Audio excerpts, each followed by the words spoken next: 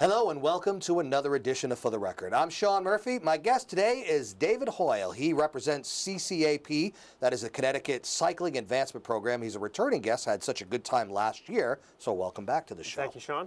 Tell everybody about, for those who missed the other show, the Connecticut Cycling Advancement Program. What is it? Sure. The Connecticut Cycling Advancement Program is Connecticut's statewide organizing body for cycling, for youth cycling.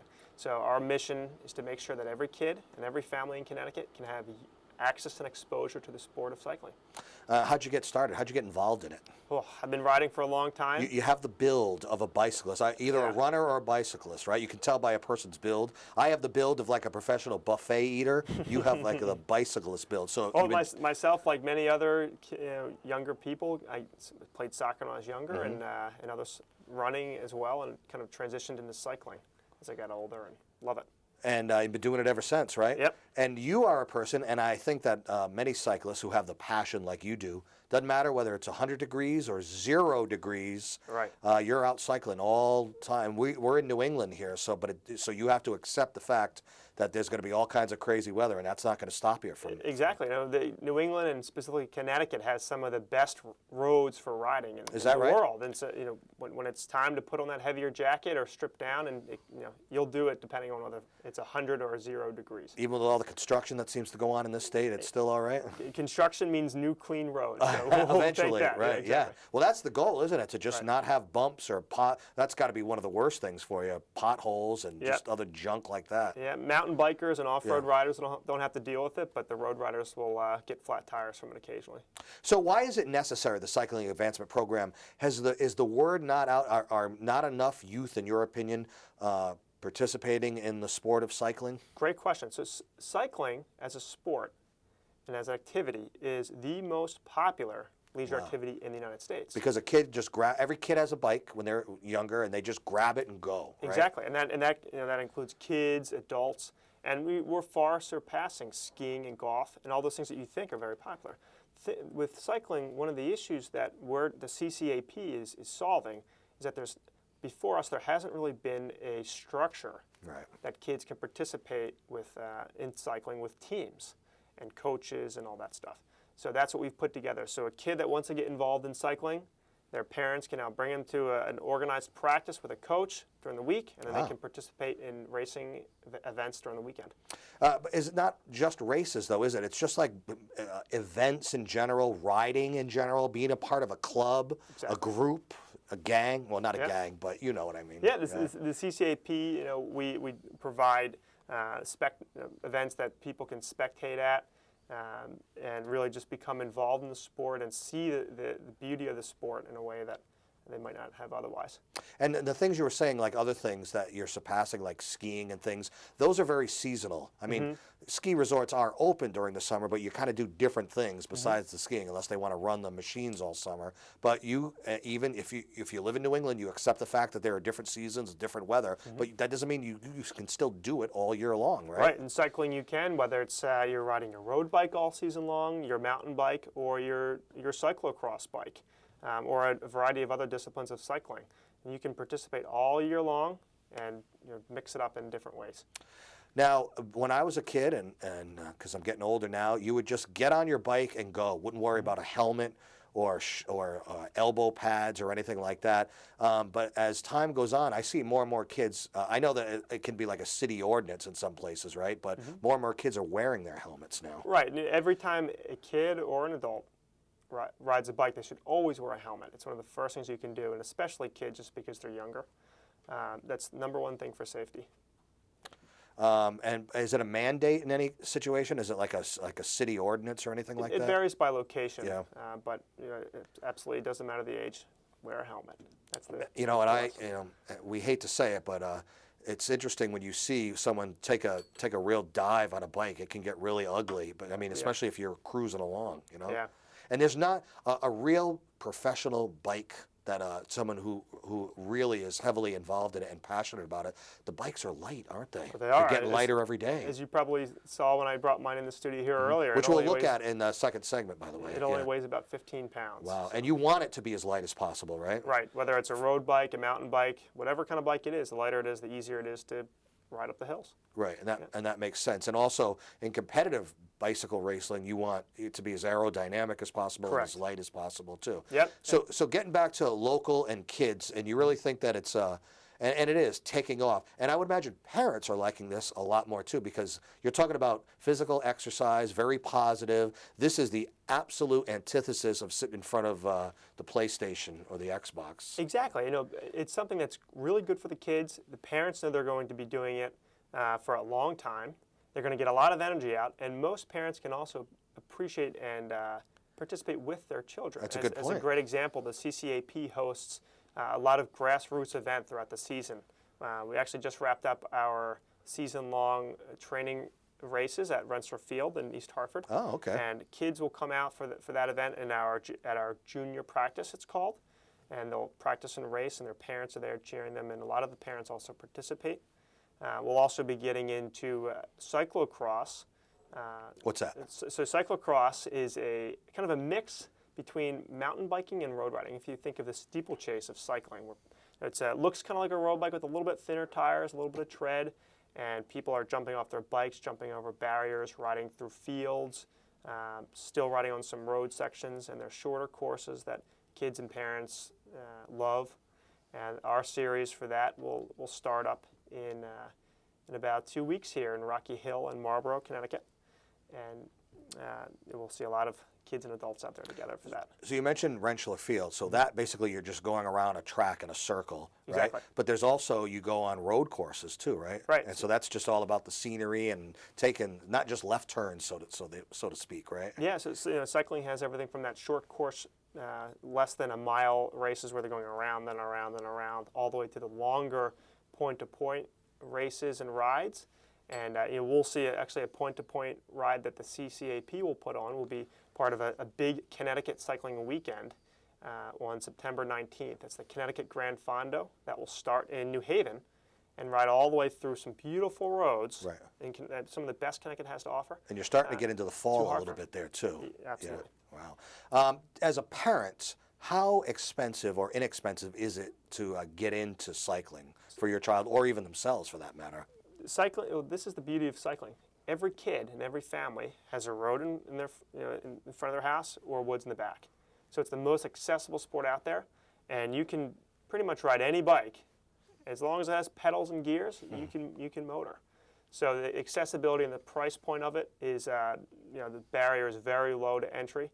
Of course, you can get as crazy as you want, Right. but it doesn't have to be. And they do get crazy with it, don't they? They do. Can you associate bicyclists with runners as far as the passion that they have for their sport? Absolutely. They're very Runners, similar, aren't they? It's that endurance athlete mentality of Right. just go, go, go. Same body type, willing to go out in any weather conditions. You got to go, rain, snow, you know. And with bikes, there's only certain times where if it's like super icy or if you're in, 3 feet of snow, it's pretty. Of course. Yeah, obviously you got to, and that probably drives you crazy that you can't get out. Yeah, in that right? case, you're stuck inside riding on the trainer, which is the equivalent of a treadmill for runners. Right. And how do you, I've seen these commercials for these like Tour de France kind of bikes. I mean, do bicyclists, will they accept that as a temporary fix for them if they need that? Absolutely. Really? That's Is that right? similar to the They're trainer. in the gym too. Yeah, exactly. So anything to keep that match burning. Right. And do you like those things? I mean, you can program it so that it has hills and Yeah, and things I don't know that. if I'd say myself or any of the kids like them, but Right. we'll ride them. Right. Well, you accept them for what they are, Exactly. knowing that you eventually want to get out onto the. Are you a very competitive person? By nature. yeah. I think a lot of cyclists love the sport and they enjoy the competitiveness in some ways, but there are also a lot of younger folks and kids and adults that just also enjoy the beauty of it.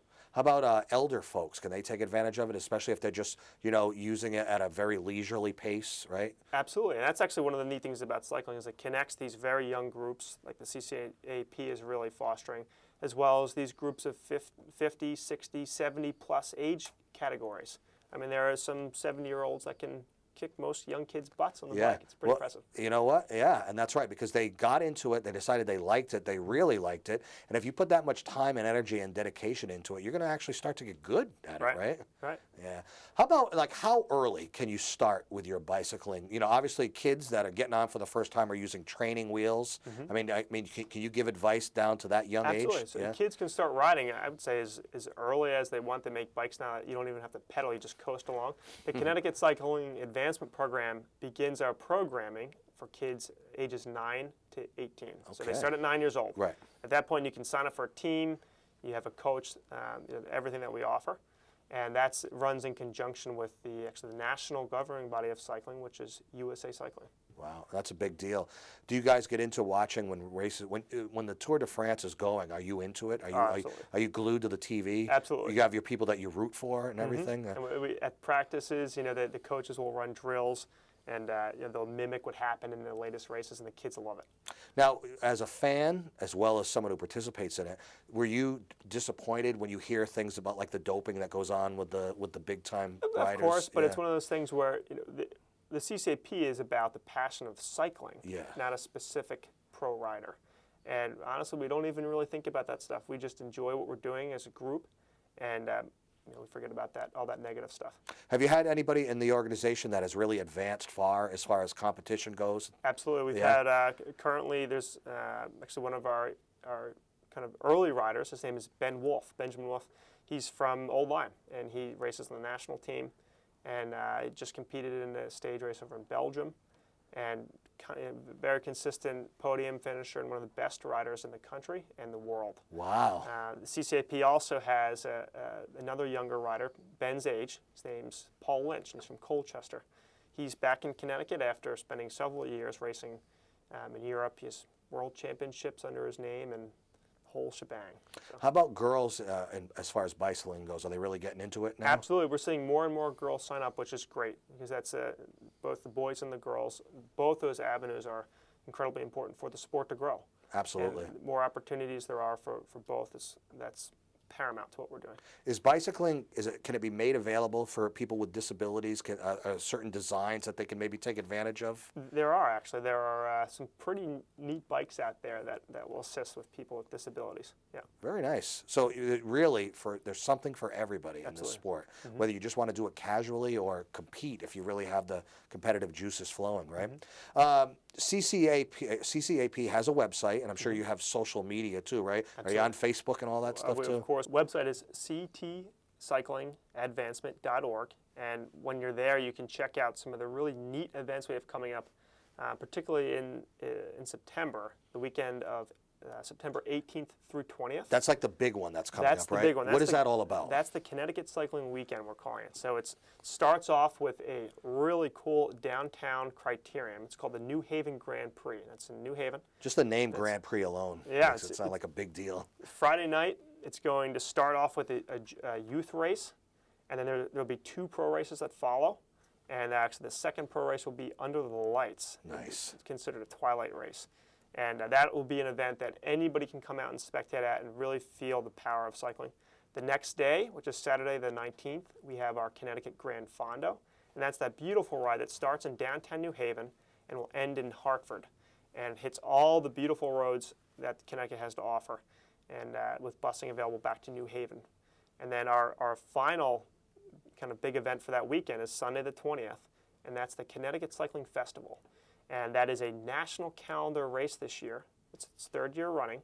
We'll have racers from all over the world competing at the highest level, all the way down to the most entry-level categories, and one of the best youth races that's available to all youth in Connecticut. So it's like when the marathons happen, they have people coming all over the world for that. This is like that for bicyclists, right? This is like this is like the Boston Marathon. Nice. So that's a big deal. Cool. Yeah. All right. Looking forward to learning more about that. So again, go to the website for that. We're going to take a break, and when we come back, we've talked a lot about the appropriate bicycles for certain people, but you really need to see it and maybe have David touch it and explain a little bit more. So we'll do that when we come back. I'm Sean Murphy. This is For the Record. Stay with us.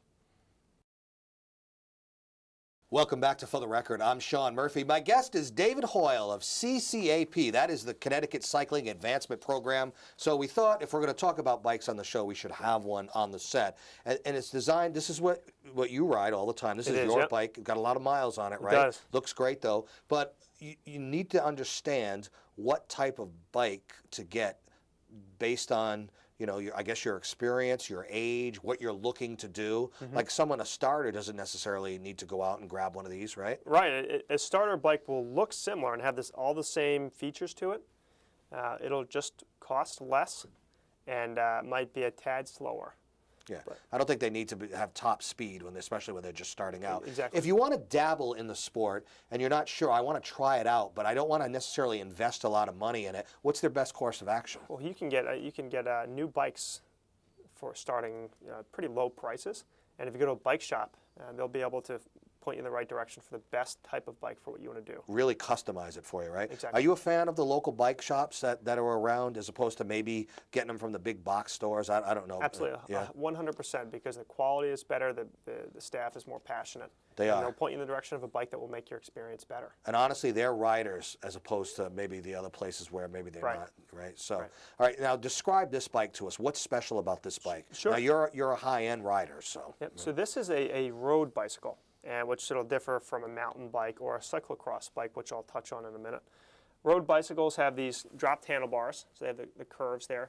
So you can put your hand not only up top here, but you can also put it down low. Now, I noticed that bike riders, when they're really in a groove and they're cruising, they drop down and then they bend their body down too, so that you make yourself and the bike more aerodynamic. Is that the whole point of doing that? Exactly. You're more aerodynamic. You can also get lower, move your body weight lower, so you can steer better and turn faster. If you're competitively racing, then you don't want to have your hands up top because then that's going to slow you down. Exactly. Right. Yeah. All right. So what else? So the other neat features of this bike, you'll see there are a lot of gears. So there are 2 gears on the front, so kind of an overdrive gear that's on the outer side here that's larger, and then a smaller gear inside for climbing hills. And then we have a variety of gears in the back, and it's just an expansion of what you can do up front here. How many speeds is this bike? This one has 22 gears on it. 22. Wow. Yeah. We used to think that a 10-speed was a big deal back in well, the day. I'll tell you, 22, you could have 50 gears and you'd feel like you need more. So now, obviously, the gears come in handy when you're doing like hills and stuff, right? Right. Yeah. And when these kids ride, it's pretty neat because a lot of the kids, they're just learning how to shift, and you'll find they might be in their biggest gear all the time grinding away, and as soon as you show them that they can shift through all their gears and use all the gears, it makes the biggest difference in the world. All of a sudden, it's freedom. You can go up a hill and not kill yourself. Yep. Obviously, the way you brake with bikes hasn't changed much. They're still on the handles. You still have your front and back, right? Yep. The brakes, it's a rim brake, so the pad will just grab right here on the rim. There are for mountain bikes and cyclocross bikes now, and a little bit of some more advanced and newer road bikes. They do have disc brakes, so you'll see a disc right down on the hub here, and it's similar to a car. So you'll have a caliper that grabs that disc, but this is a standard rim brake. Except on bikes, when you make the mistake of only hitting the front brakes and you happen to be cruising, you know what happens then. You can flip over, yeah. And unfortunately, I made that mistake as a dummy as a kid. Now, if you get into mountain bikes, it's a little thicker. Tires are a little thicker, right? Exactly. So this is a very high-pressure tire that's very narrow. Mountain bikes would be a lower pressure, with a bunch of knobs. There's grip. It seems like there's tread on the tires, right? You want a mountain bike tire to dig into the road. And cyclocross is very similar. So a cyclocross bike will have a lot of these same types of features with the drop bar and even a similar style-looking frame. But the tires will be a little bit wider and have some of that tread that you see in a mountain bike. And you'll see cyclocross more and more and more, actually, as Hartford will host the 2017 Cyclocross National Championships. So that will be huge, and you'll see that all over the place in the next several months.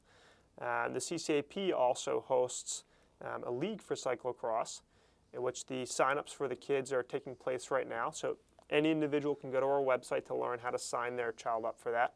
And our website, again, is ctcyclingadvancement.org. Every bike, any professional's got to have a holder for their water on it, especially if you're doing long distance. You have 2 on here, right? 2, yep.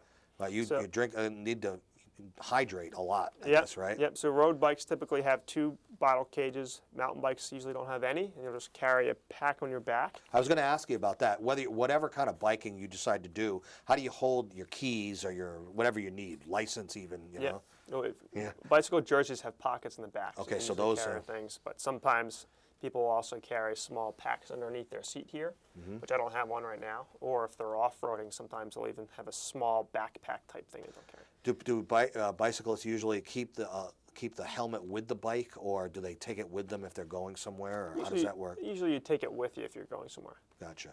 Now, one thing we didn't get a chance to touch on in the first segment. We talked about, upcoming races and stuff like that. But if you just want to be part of a club, obviously you guys offer that too. And you're sort of right in the middle of your registration period now for that, right? Exactly. So as I was actually just touching on, our youth signups started about 2 weeks ago.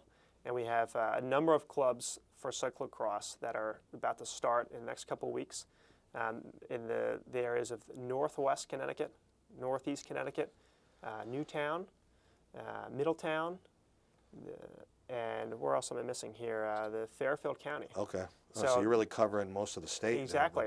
And so you can, again, parents can go to the website and they can sign their kids up for those teams right there. And just one more time, we should mention that, it's summer now, or getting into fall, but people who are passionate about it are doing it all year long, aren't they? Even in this past miserable winter that we had, and apparently we're going to have another one this year, people are still out there with their bikes. The only time we really can't be out there if you're talking about serious ice or accumulation of snow, right? Right. And you keep training throughout the winter time so that you can sign up for the teams again in the spring. Train, yeah, and then get back into it. Yeah. All right, one more break, and we will come right back to wrap up the show. I'm Sean Murphy. This is For the Record. Stay there. So that is our show for today. One question I had, bikes gender-wise, is it still the bar goes down for female bikes? Does that still apply? It really depends on the bike and the manufacturer. Okay, so you still do see that occasionally, yeah. But otherwise, can also be like a gender-neutral bike, right? Exactly. Especially for competitive purposes? Yep. All right. Well, one more time on the website so people can learn more, especially about all the events that are coming up. Because even if you're sort of thinking about getting ready to delve into the sport, maybe you can attend one of these events and kind of get yourself psyched about it, right? Exactly. So you can find all the information on our events and sign up for youth teams on our website, which is ctcyclingadvancement.org. And again, you can find all the information right there. And also on the website, there are links to all your social media, so you can get to your Facebook page and all that right through there. All right, David Hoyle of CCAP, the Connecticut Cycling Advancement Program. Learned a lot today. Enjoyed having you back. Hope you'll come back next year. We'll talk more about some more stuff. Appreciate it. So that is our show for today. You can see this show and many others on our YouTube site. Till next time, I'm Sean Murphy. This is For the Record. Take care.